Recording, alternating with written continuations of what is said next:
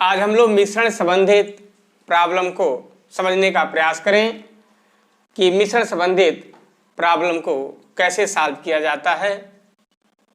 जैसे अगर दो वस्तुओं का क्रय मूल्य दे दिया जाए और विक्रय मूल्य भी दिया जाए जिसमें लाभ और हानि प्रतिशतों कमा रहा है, तो किस अनुपात में उसे मिलाएगा करके बेचने पर लाभ या हानि कमाएगा, पहले उसको देख लिया जाए। जैसे यह दिया जाए कि एक व्यापारी 10 रुपया और 16 रुपये प्रति किलोग्राम की दर से वस्तु खरीद रहा है और उसे 18 रुपये प्रति किलोग्राम की दर से बेच रहा है, जिसमें उसे 20% का लाभ प्राप्त हो रहा है, तो वह उस वस्तु को किस अनुपात में मिला करके बेचा था।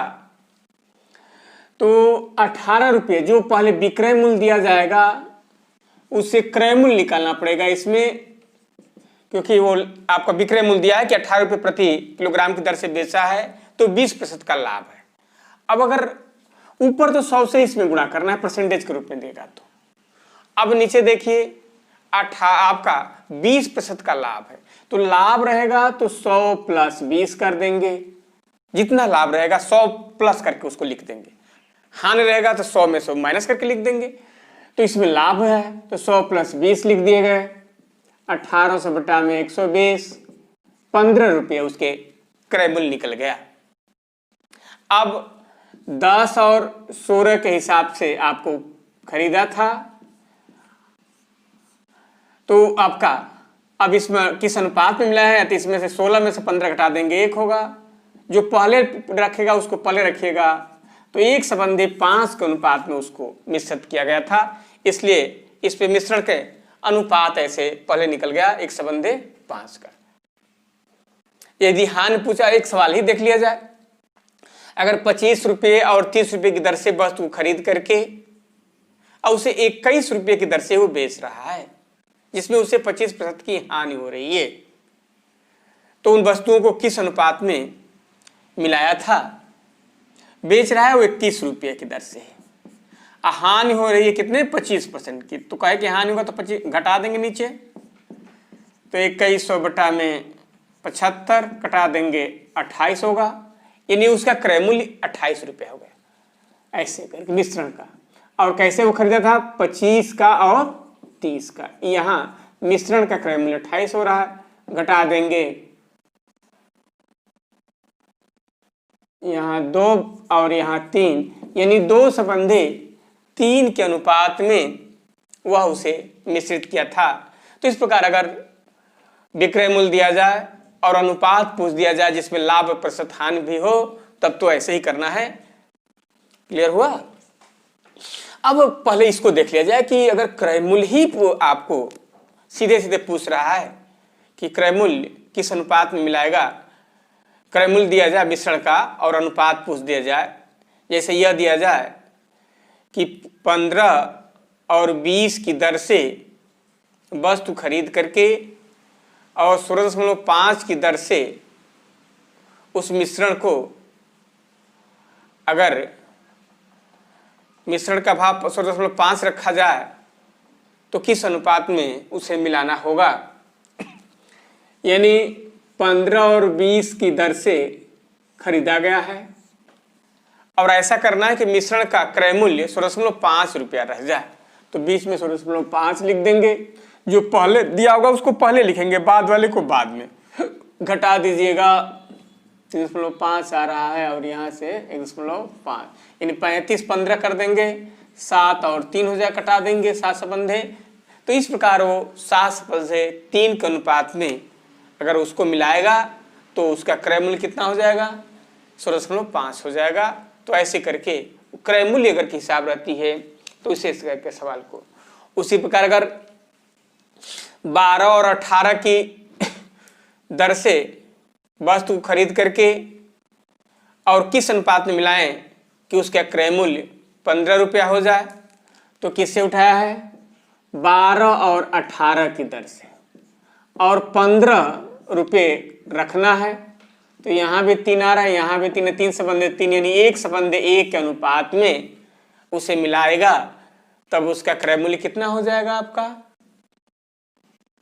उस स्थिति में उसका क्रय मूल्य आपको 15 रुपये हो जाएगा। 12 और 18 की दर से खरीदा गया था। तो यह तो सामान्य रहा।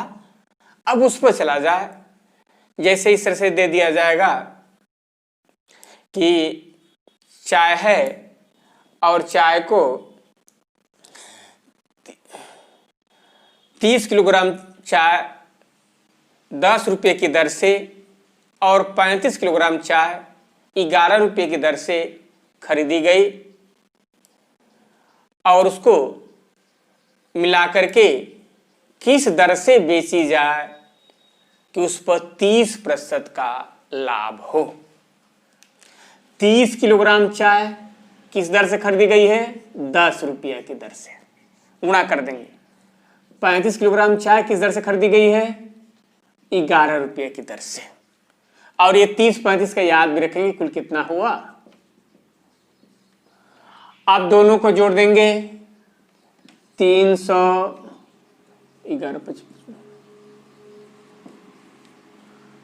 यानी 685 रुपया हो गया है।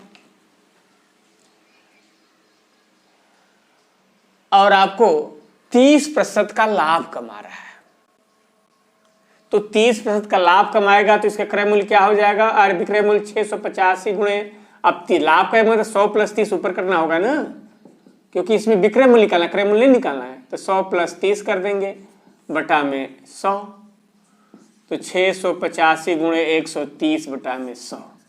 अब प्रति किलोग्राम की दर पूछ रहा है, तो सीधे यही 65 किलोग्राम वस्तु है टोटल ये, और उसी पर दर निकालनी है। तो 65 से भाग दीजिएगा, 65 दूनी 130, 50, 1300,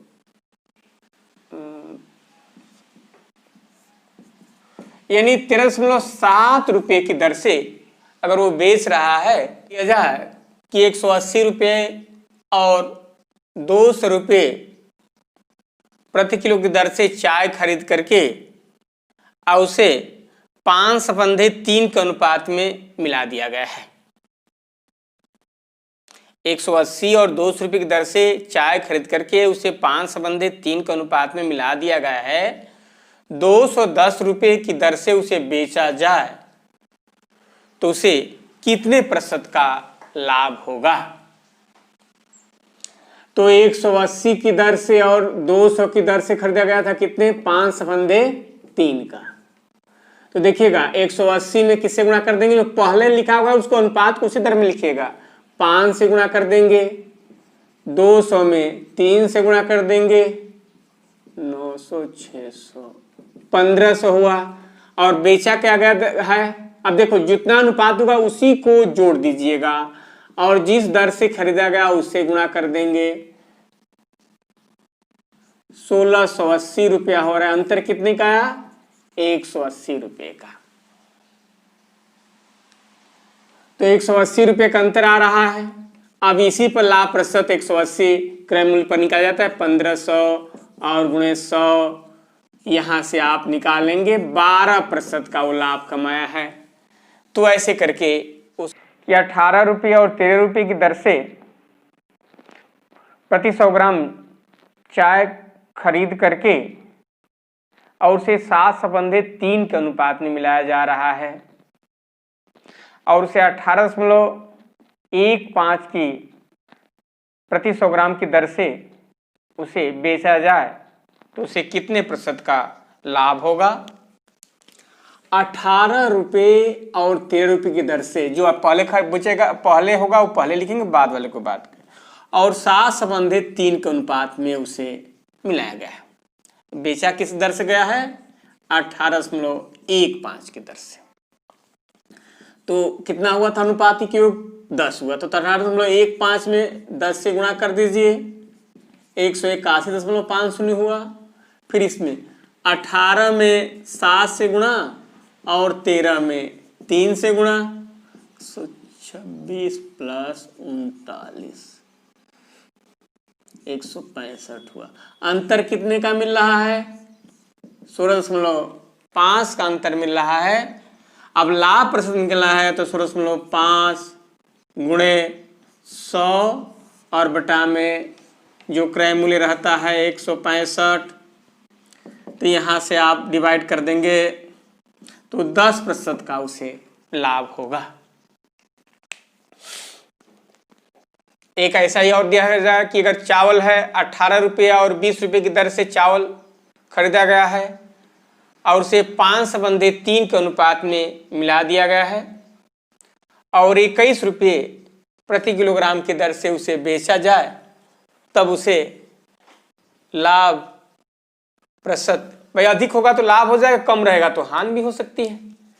तो 18 रुपये और 20 रुपये की दर से खरीदा गया है, 5/3 के अनुपात में मिलाया गया है, यानी 8 हुआ। 21 रुपये की दर से बेचा गया, तो 21 में 8 से गुणा कर देंगे और फिर 18 में 5 से और 20 में 3 से गुणा करेंगे। तो 18 में 5 से गुणा कर देंगे और 20 में 3 से गुणा कर देंगे, 150 हो रहा है, वो 168 यानी 18 रुपये का अंतर हो रहा है। अब 18 गुणे 100 और बटा में 150 कटा देंगे, 12% का उसे लाभ होगा। तो ऐसे करके मान निकालेंगे। तो हमें उम्मीद है कि अब इस तरह के सवाल समझ गए कि इसको कैसे करेंगे। अब अगर इस तरह से दिया जाए कोई वस्तु उसमें मिला दी जाती है मिश्रण में, तो उसका अनुपात बदल जाता है और उस स्थिति में आपको कितनी मात्रा मिलाई गई है या मिश्रण कितना मिलाया जाए कि उसका अनुपात बदल जाए। जैसे दे दिया जाए कि 120 ग्राम का मिश्रण है जिसमें A और B का अनुपात 2/3 का है, उसमें से A की कितनी मात्रा और मिला दिया जाए कि यह अनुपात 3/2 का हो जाए। A और 2 वस्तु है, 120 ग्राम वस्तु है, उसमें और A और B का अनुपात 2/3 है। A की कितनी मात्रा और उसमें बढ़ा दी जाए कि अनुपात जो है अब 3/2 का हो जाए। तो 120 है, कितना अनुपात है, 2/3 है। तो A और B की मात्रा को आकलन कर लीजिएगा, 120 गुणा अनुपात में जोड़ करके आकलन करते हैं ना, 2/5 48 ये होगा और आपका 72 ये हो जाएगा। तब क्योंकि 120 है तो 48 72 दोनों की मात्रा निकल गई। अब देखिए पहले में कहेगा पहली की कितनी मात्रा बढ़ा दी जाए या घटा दी जाए। बढ़ा दी जाएगी तो देखिए पहली की बात कहेगा तो पहली में x जोड़ देंगे, दूसरी की मात्रा उतना ही छोड़ देंगे। अगर दूसरी में बात कर रहा है बढ़ाने की कहेगा तो दूसरी में जोड़ देंगे, घटाने का है तो यहाँ घटा देंगे, पहली में बढ़ाने कहेगा तो यहाँ जोड़ देंगे, घटाने का है तो यहीं घटा देंगे, दोनों में कहेगा तो दोनों जगह घटा बढ़ा देंगे। तो ऐसे करके ही मान निकाली जाती है। लेकिन अभ्यास पर देखा जाए तो पहली में कर रहा था तो 48 + x/72 अब 3/2 का अनुपात हो जाएगा। 296 2x 216 2x = 120 x = 60 यानी 60 मिश्रण में 60 ग्राम और मिला दिया जाएगा तो अनुपात क्या हो जाएगा, ये आपका 3/2 का हो जाएगा। उसी प्रकार अगर 2 धातुएं हैं और 80 ग्राम धातु हैं, अनुपात उसका 5/3 का है। अब दूसरी धातु को किस अनुपात मिलाया जाए, अनुपात 5/4 का हो जाए। पहले अनुपात कितना है, 5/3 का, कितना है आपका 80 ग्राम है। तो उसमें मात्रा निकाल लीजिएगा तो 80 अनुपातिक योग जोड़ करके ही मात्रा निकाल जाती है। 80 गुणे 5/8 यानी पहली मात्रा कितनी हुई 50, तो दूसरी मात्रा कितनी हो जाएगी 30। इस चीज को ध्यान रखिएगा, समझ आ रहा है ना। 5 और 3 है तो जोड़ करके 8 कर दिए। अब 80 गुणे 5/8 तो ये 50 हुआ, तो दूसरा क्या हुआ 30 हुआ, कुल 80 था ही। अब इसमें दूसरी की मात्रा बढ़ाना है जिससे अनुपात 5/4 हो जाए। तो दूसरी का अनुपात बढ़ाना है तो 50 और 30 + x बराबर 5 संबंधित 4 यानी 5/4 कर देंगे। 2 हो जाएगा 150 प्लस 5x, 5x बराबर 50, x बराबर 10। तो ऐसे करके आप मान निकाल सकते हैं, ठीक ना। तो ऐसे करके अगर बढ़ाया जाता है तो इस तरह से हम मान उसका निकाल लेते हैं। दोनों की बढ़ाने की बात कहेगा, दोनों घटाने की बात कहेगा तो ऊपर नीचे दोनों भी x कर देंगे और फिर अनुपात को लिख देंगे। जिसको बढ़ाने कहेगा उसको +x लिखेंगे, घटाने कह देगा तो